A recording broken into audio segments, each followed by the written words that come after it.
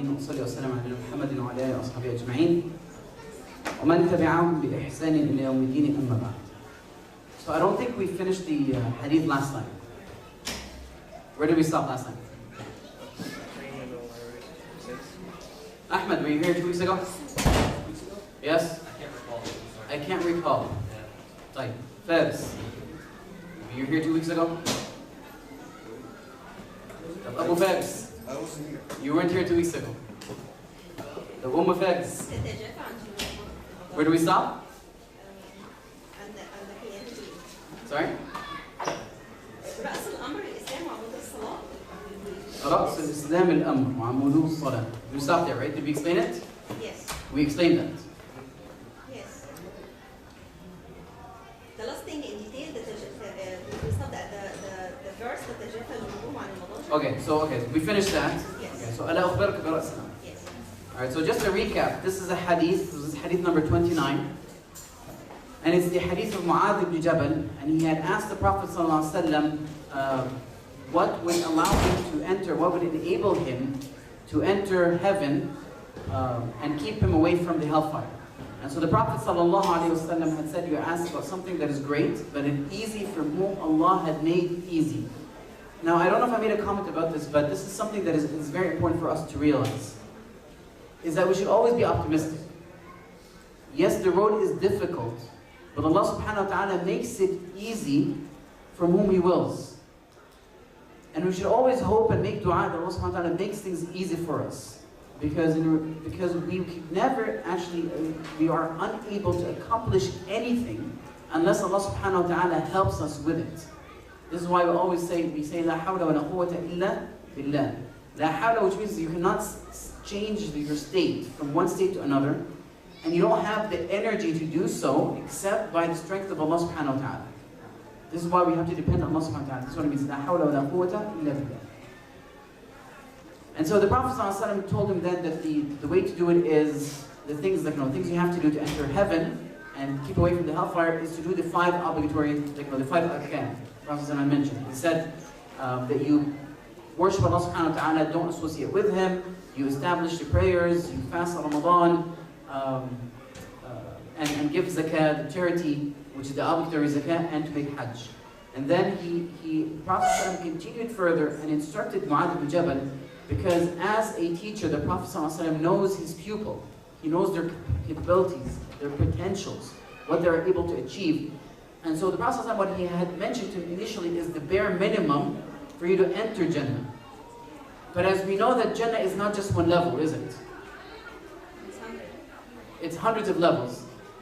Some of the scholars say that it is as the number of levels are as much as the verses in the Quran. As in the verses of the Quran. Do you guys know why though? As long as you recite one, you're going to elevate It's true, because the Prophet ﷺ in the hadith said, it will be said to the reciter of the Quran, the one who has memorized it, اقرأ وترقى فمنزلتك عند آخر آية تقرأها.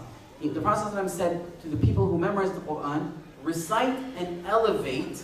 Your status is at the last verse that you recite. And so many of the scholars have said that the levels of Jannah are as numerous as the verses of the Quran. And of course the highest level is, what's the highest level of Jannah? The Firdaus. And above the Firdaus is the throne of Allah subhanahu wa ta'ala. So essentially the ceiling of the Firdaus is the bottom of the throne of Allah subhanahu wa ta'ala. And so that's the highest level. And so the Prophet ﷺ knows that Mu'adh ibn Jabal is not just desiring the bare minimum. And we should never as Muslims just desire the bare minimum. As I mentioned, we ourselves don't like this. Even when people do work for us, we never agree that a carpenter does half the job. We never agree that a carpenter does the minimum. We expect excellence from people that we hire. So we are the slaves of Allah subhanahu wa ta'ala. We should seek excellence in everything. We want the highest of things. We should have high aspirations. And so we should aim for Firdaus. And so the Prophet ﷺ knew Mu'adh, so he told him something higher than this. He said, should I not point to you, أَلَا أَدُلُّكَ عَلَى أَبْوَابِ الْخَيْرِ? Shall I not guide you towards the gates of goodness? And then he told him that the Sawm al-Junnah, which means that fasting is a shield. And charity extinguishes sin, like water extinguishes a fire, and the prayer of a man in the depth of the night. Did we mention how to figure out the depth of the night? What does depth of the night mean? Last third. No, not last third. Depth means the middle. Because the darkest point is usually the middle. So depth of the night. So, did we talk about how we calculate this? On Friday. On Friday. We did. Yes, we did. We talked about the process. So you take from Maghrib to Fajr, divide in half, see how many hours this will give you in the middle of the night.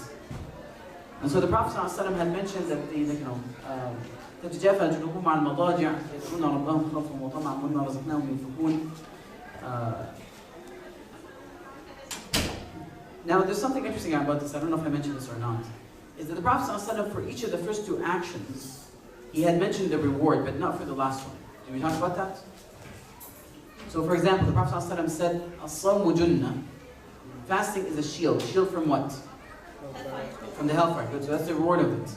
وَالصَّدَقَةُ تُطْفِئُ الْخَطِيئَ كَمَا يُطْفِئُ الْمَاءُ النَّارَ. Charity extinguishes the sin, similar to how the fire extinguishes, similar to how water extinguishes fire.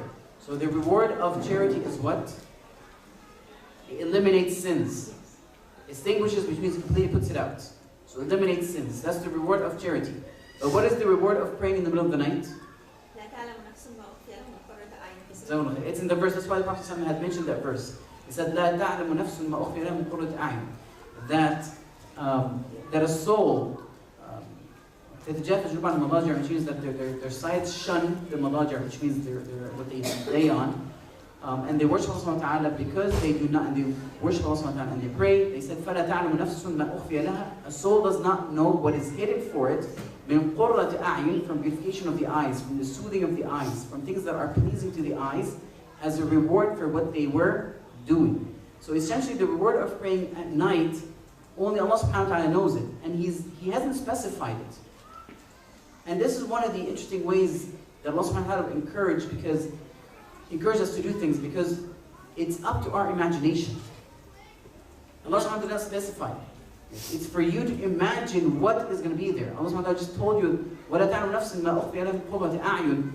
A soul does not know what is being kept away from it that is soothing to the eye, that is beautiful to the eye. It's a beautiful sight that you see. And then the Prophet ﷺ had mentioned in a hadith, in the Jannah, مَا لَا عَيْنٌ رَأَتْ وَلَا أُذُنٌ سَمَعَتْ, that there is nothing in Jannah that the eye has seen or the ear has heard of. So it just tells you the type of things that are going to be present for the Muslims and their judgment. But once again, it keeps it for your imagination. The more you imagine things, the more it encourages you. Because it's almost limitless. And so perhaps maybe this is why the Prophet ﷺ had just used this verse. Alright, and then we stopped at ثُمَّ قَالَ أَلَا أُخْبِرْكَ بِرَأْسِ الْأَمْرِ وَعَمُودِهِ وَذِرْوَةِ سِنَامِهِ قُلْتُ بَلَى يَا رَسُولَ اللَّهِ قَالَ رَأْسُ الْأَمْرِ الْإِسْلَامِ وَعَمُودُهُ الصَّلَاةِ وَذِرْوَةُ سَنَامِهِ الْجِهَادِ. So the Prophet ﷺ said, should I not tell you the head of the matter, its backbone and its peak? Now I translated this for a specific reason. Because the Prophet ﷺ is actually describing a camel. He's describing something. Should I not tell you the head of it? Dhurwat sinam is the hump on the back of the camel. So dhurwat is the peak of that hump. So the Prophet ﷺ is telling Mu'adh, should I not tell you the head of the thing? Wa'amudu, you can translate as a pillar. But if you're thinking of a camel, then you're referring to the backbone, what holds it all together. Is that clear? And so this is why I translated it this way. And I'm not the first to do that, by the way. Many teachers have done this before. But just because it puts in perspective what the Prophet ﷺ is talking about. The Prophet ﷺ sometimes, or even the Quran, would use examples from our real life to clarify a message. And so the Prophet ﷺ over here told him, should I not tell you the head of all things? Shall I not tell you inform you of the head of the matter, its backbone and its peak, like the highest part of it? And so of course Mu'adh said, yes, O Messenger of Allah. So the Prophet ﷺ said, Ra'sul Amr Islam, that the head of the matter is submission.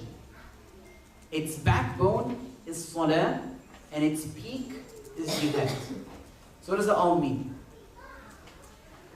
So when the Prophet ﷺ is talking about the head of the matter, because can a camel exist without a head? You can't. The camel cannot exist. So the head of the matter, everything that the most important aspect of things, the head of it, that is in charge, that will lead everything, is Islam. Over here, the Prophet ﷺ is talking about submission. Submission to whom? Allah subhanahu wa ta'ala. We're submitting to Allah subhanahu wa ta'ala. The interesting thing is, whether we like it or not, whether a Muslim or a disbeliever, there is a level of forced submission. Is that clear to everybody? Yes. Do we choose when to get sick? Do we choose when to die? Do we choose when to become resurrected? Do we choose where we're going to go to the hellfire or Jannah? Not necessarily. Okay? Not necessarily. So there is a level of submission. And whether we like it or not, we are slaves of Allah subhanahu wa ta'ala. We are the servants of Allah subhanahu wa ta'ala. But what's important is whether we choose to submit to it or not. Whether we choose to obey the orders of Allah subhanahu wa ta'ala or not. And so this is the Prophet was talking about, the head of all matters is that you submit to Allah subhanahu wa ta'ala. A lot of times, sometimes we refuse to submit. And perhaps it has to do a lot with the diseases of the heart, whether it's arrogance. Or sometimes thinking that our intellect is as equal to the knowledge of Allah subhanahu wa ta'ala. Sometimes we refuse to submit and say, it makes no sense to me. Not realizing that our intellect is limited. Maybe you don't understand the wisdom, but others might understand the wisdom. So it's not a condition for you to submit that you understand the wisdom behind things. That's not what it's meant.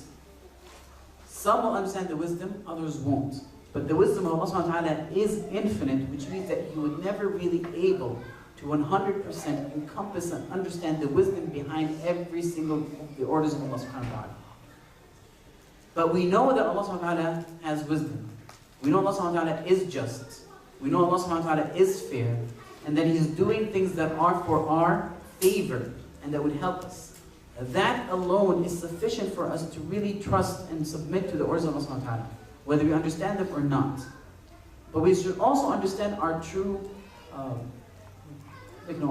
what we are in reality. In the end, we are slaves of Allah subhanahu wa ta'ala. He orders, we obey. We still have free will to do this.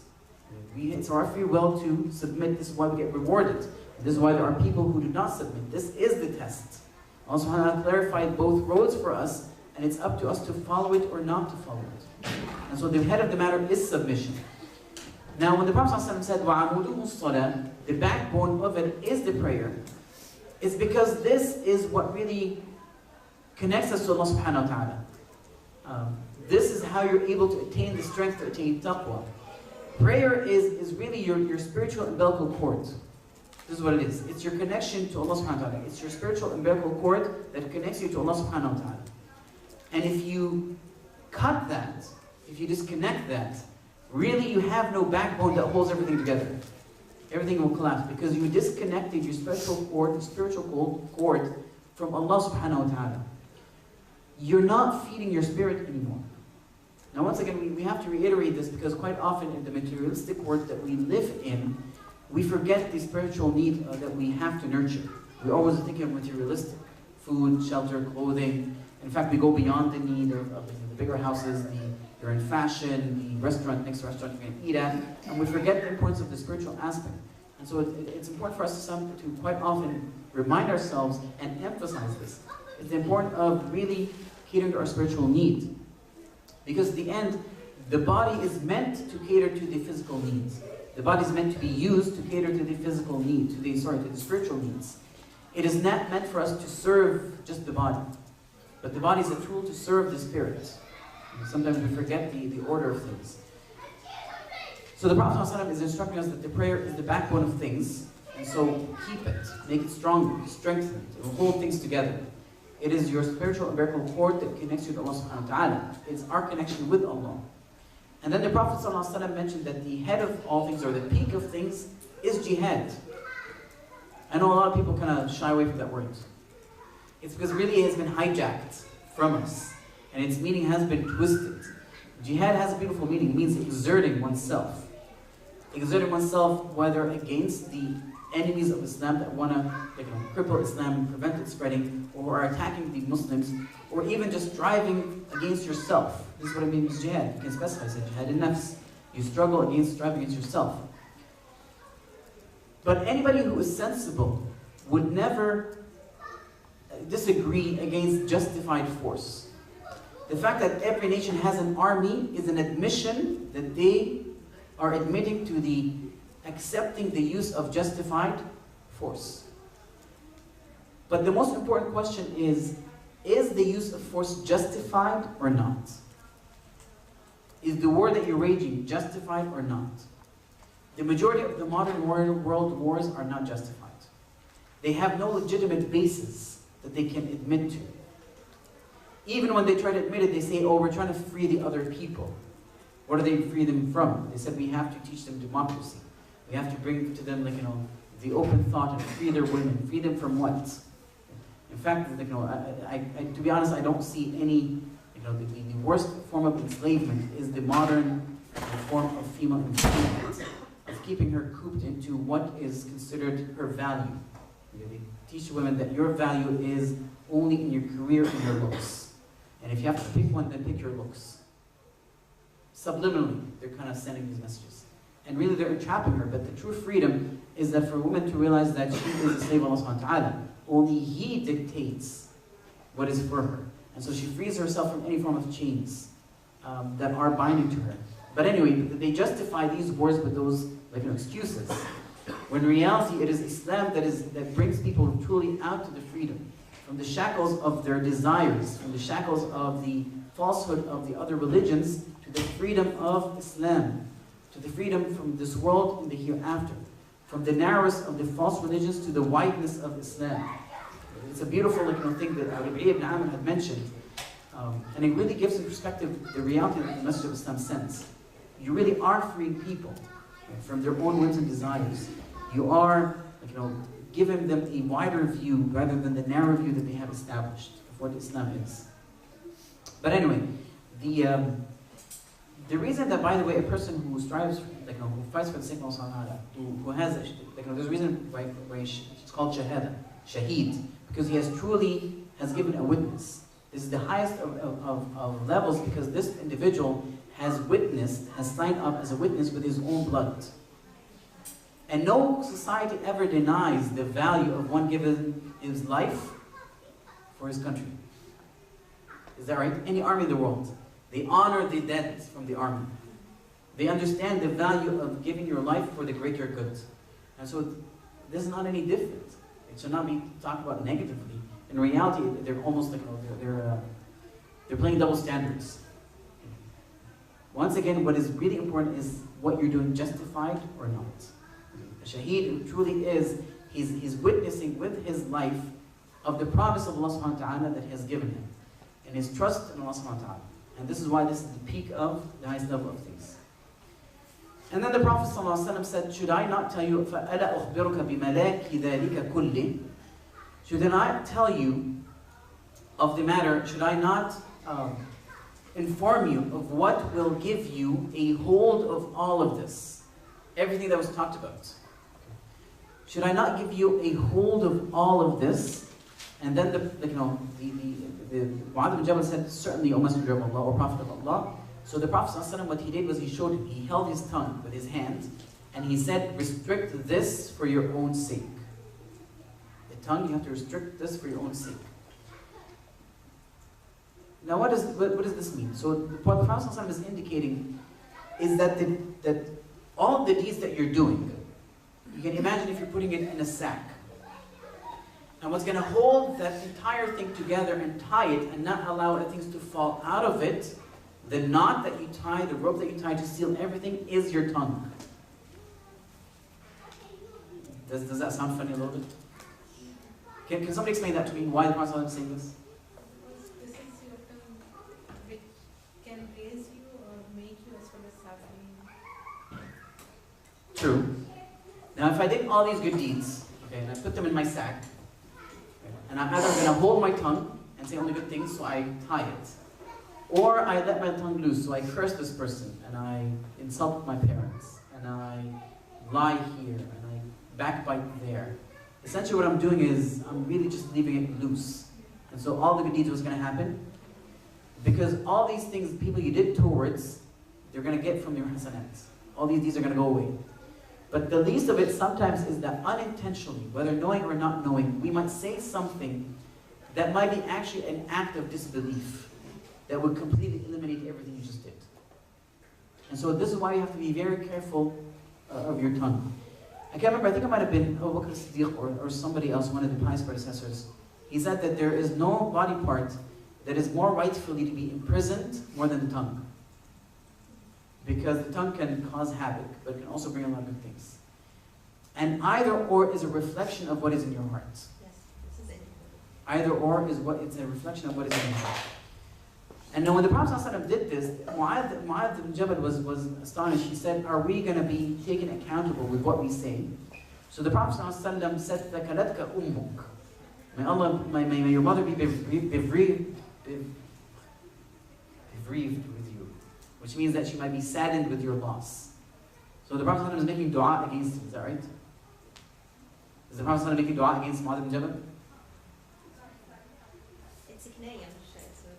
It's just a statement. It's a cultural statement. Right?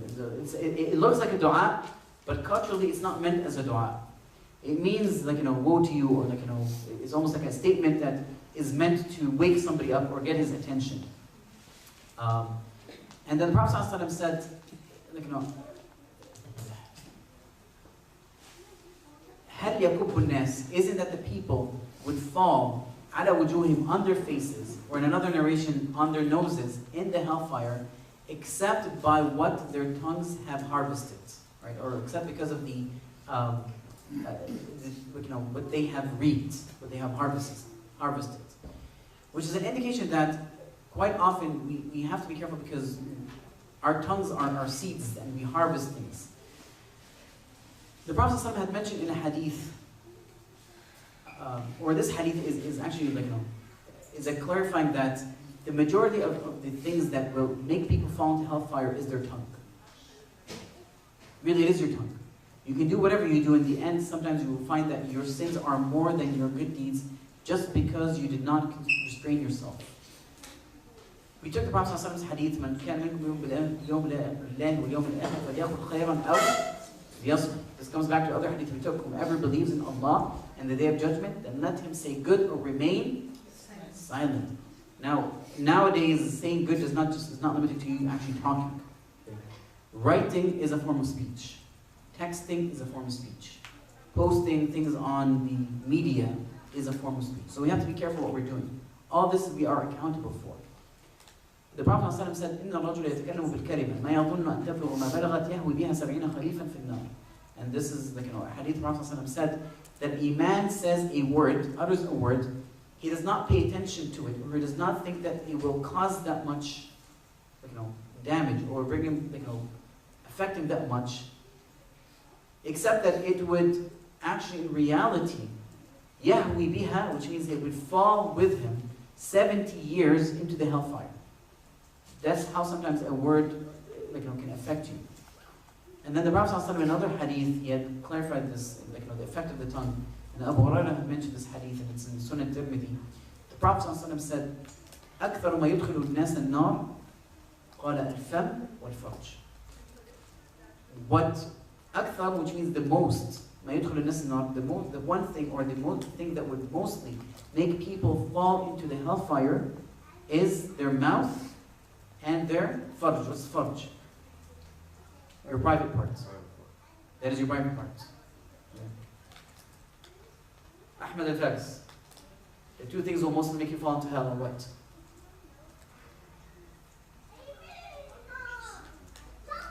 What is it? Two things only. I just want two things. Muhammad, you can help him out. Me? Yes, you can help him out. Should I say one or two? You can give him a hint. Whisper it to them. What? Two things. This is important, guys. These are instructions from the Prophet ﷺ for our own good. Okay.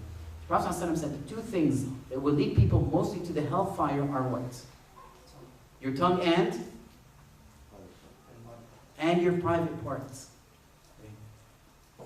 Quite often, these are two strong desires. These are very strong two desires. People that don't protect their tongue, don't protect their private parts, those are two things, major sins actually, that can lead you to the hellfire. So it indicates the importance of us protecting both. Of course, the tongue is one of the more important things. Usually speaking, if you protect your tongue, you naturally protect your private parts, because it requires taqwa, it requires restraint.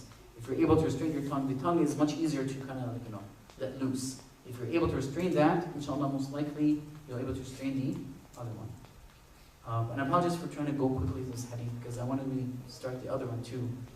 I talked to them we're going to start hopefully inshallah Asr today at 2:30, but I cannot guarantee anything. So now we're going to move into hadith number 30.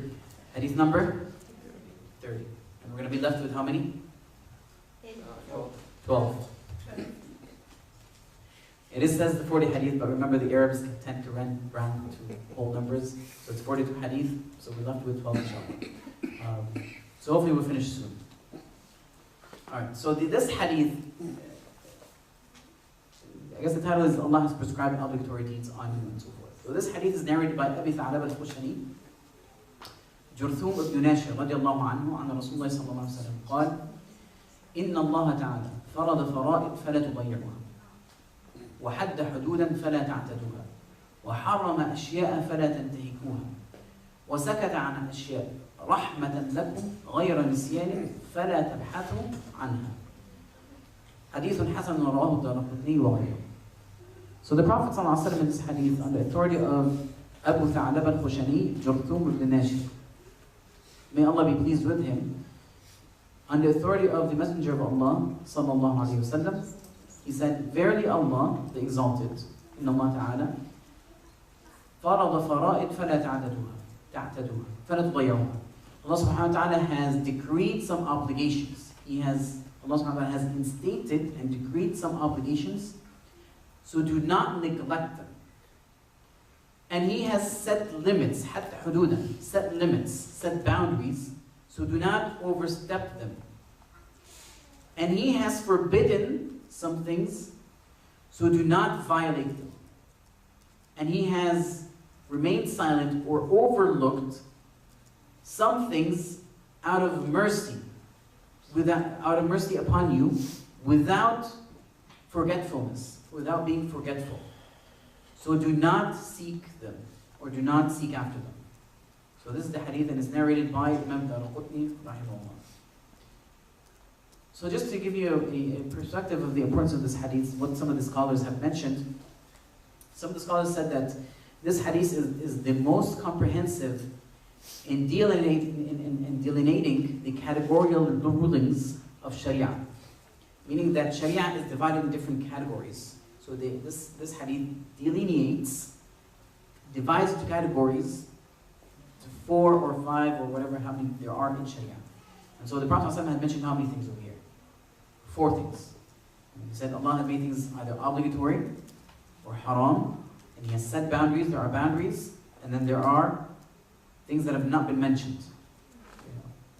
And He says overlooked, but not overlooked because Allah forgot, but it's out of mercy for us. So we should not be seeking them, right? Try not to, and we're going to talk about this. Ibn Sam'ani said, whomever acts upon this hadith, then he has attained the reward and is secure from punishment.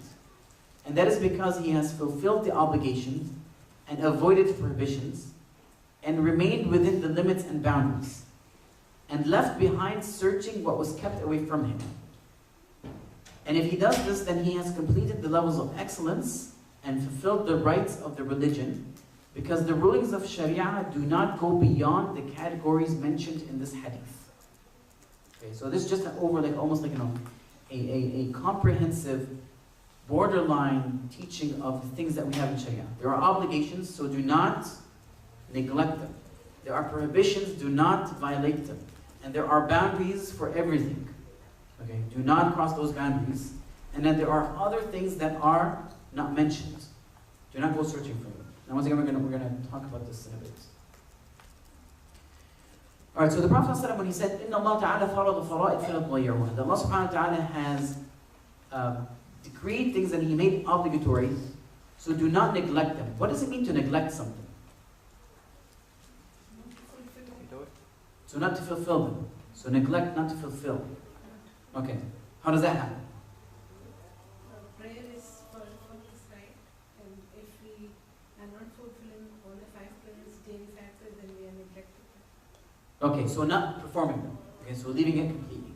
Alright, when we talk about fara'id over here, farada over here means It comes from it means qata, right? To establish, decree, something that is confirmed. Qata, which means to cut, it's clear. So there are things that are obligations that are quite clear in Sharia. It's very easy for us to figure these things, such as, you mentioned prayers, right? Fasting, Ramadan, Hajj if you can, or being dutiful to your parents. All these things are considered definitive, agreed upon, they are followed. Allah subhanahu wa ta'ala said, the Prophet said, do not neglect them. So one form of neglecting is completely leaving it. Is that right? Tark. But that's the only form of neglect? No, also not getting enough, like not establishing it, giving Excellent. it its rights. Not giving it its rights. Right? So not really giving it its complete rights. Taking it lightly, perhaps a little bit. When you're performing the act, you're cutting corners. How often do we do this? All the time. It's kind of funny. Sometimes we figure, okay, Sheikh, just tell me what is mandatory and what is the sunnah. And they're asking this because they don't want to do the sunnah, they just want to do what is the mandatory. So just tell me, okay, what do I need to do for the prayer to be accepted? What is the minimum?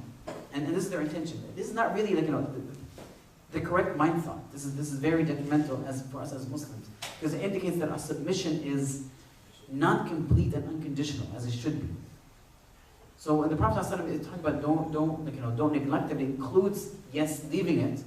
It includes not cutting corner. It includes not giving it its proper status. So you're taking it lightly. But it also includes us treating it suboptimally or performing it suboptimally. So we're performing it, we're giving it its right value, but we end up perhaps performing it suboptimally, not as perfect or in an excellent manner as should be. Which means that you're not, for example, because sister used prayers, you're not getting out the best of your prayers, the complete benefit of your prayers.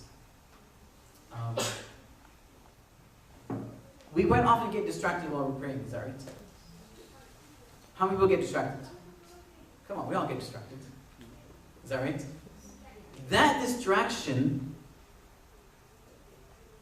when you get distracted, this makes it a suboptimal level of performance, because we're not completely focused. And what's interesting is that many scholars mention this, is that Allah subhanahu wa ta'ala had legislated things before prayer to help us focus on the prayer, not to be distracted. It's almost as if we are psychologically preparing ourselves. So such things include, for example, wudu. You go in there and in this ritual of making wudu, you're preparing yourself for something prayers. And then another thing that's interesting is that between every adhan and iqamah, there is actually 2 sunnahs that you can pray. That is meant for you as a preparation. It's almost like you're warming up. Any athlete, before he goes into the real game, what does he do? Or she does. They stretch, they warm up, so that when they go in, they're at their optimal performance. And so sometimes these sunnahs before that, it's as if it's a preparation. You're warming up a little bit. And so Allahu Akbar.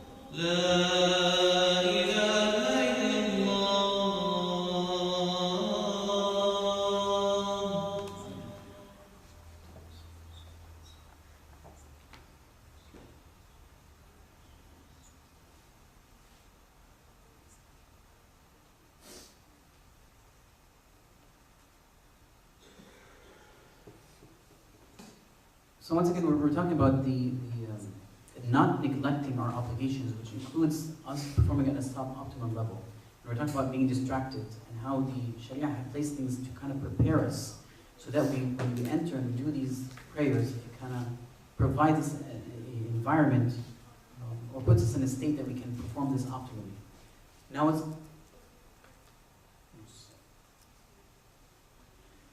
and so what that we have to bear in mind, it's kind of interesting. It's actually the target of the shaitan. It's one of his aims, is that we do not perform our forms of worship in its optimal level. It is at his target that we would, even if we're going to perform. Of course, he tries not to make you do it, but if you're going to do it, the shaitan tries to come over to you and try to kind of distract you in your prayers, for example. Quite often, in the middle of prayers, we remember things that we had lost. Is that right? It happens a lot. You get up in prayer and you've been looking for something and you say Allahu Akbar. All of a sudden, you just remember where it is. Why in the salah? The shaitan does it. Because then you have some sort of an anxiety. Oh my God, I found out where it is. I just remember now. How are you going to focus on the prayers? You're not. You're going to pretty much do it very, initially very quickly and just finish to get it. And you're excited about it. But the shaitan does some of these things in order to prevent us from optimally performing these acts of worship.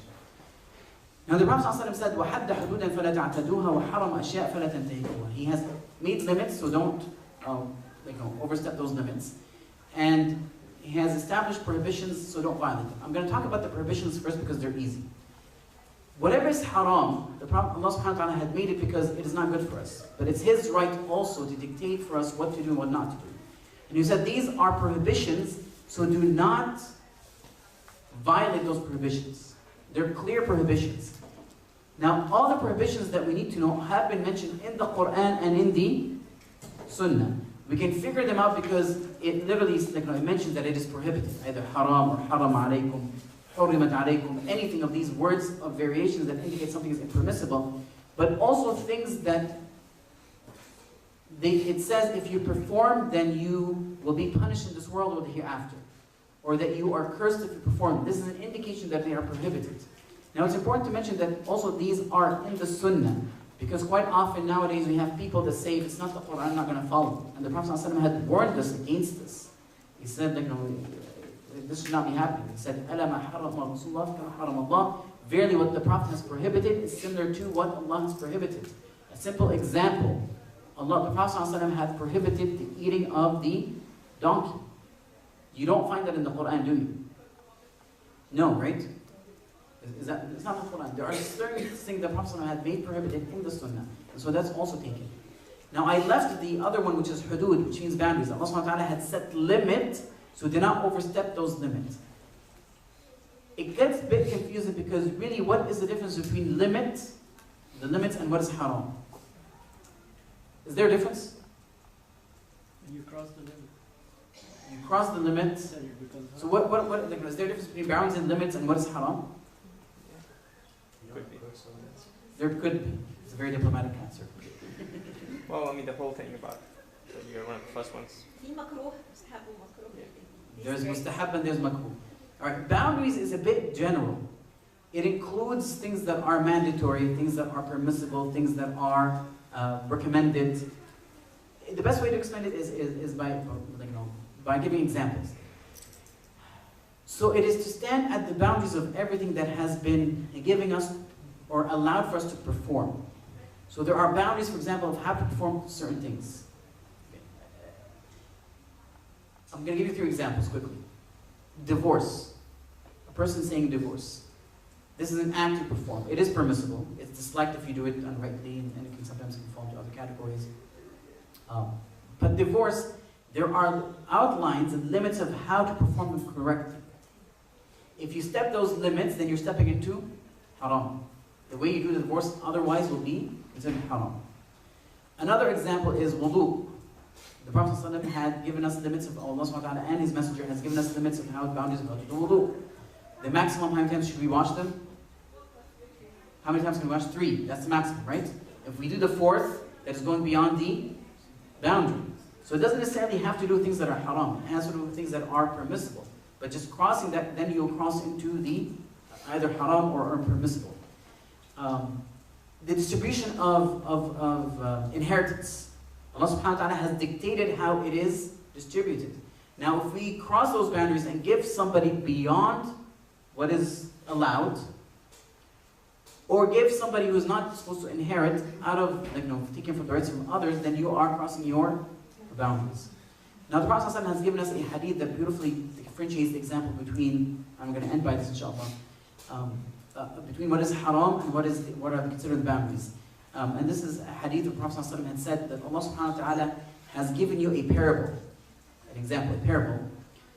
إِنَّ اللَّهَ ضَرَبَ لَكُمْ مَثَلًا صِرَاطًا مُسْتَقِيمًا, a parable of a straight path that is straight. And وَعَلَى جَنْبَتَيْهِ, and both their sides, suran, two fences. So the Prophet ﷺ said there is a straight road. The parable is that there is a straight road, and on both sides of the road there are suran, fences.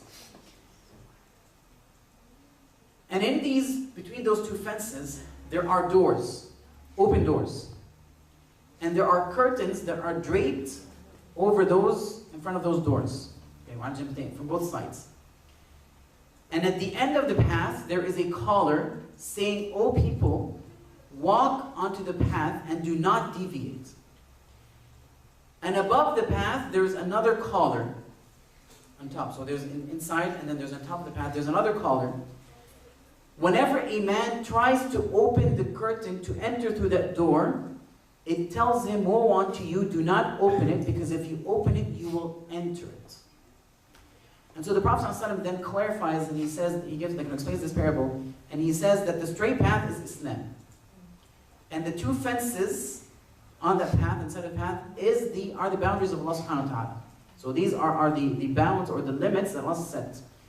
And the doors, the open doors, are the prohibitions. And the collar at the head of the path is the Quran of Allah subhanahu wa ta'ala, the book of Allah.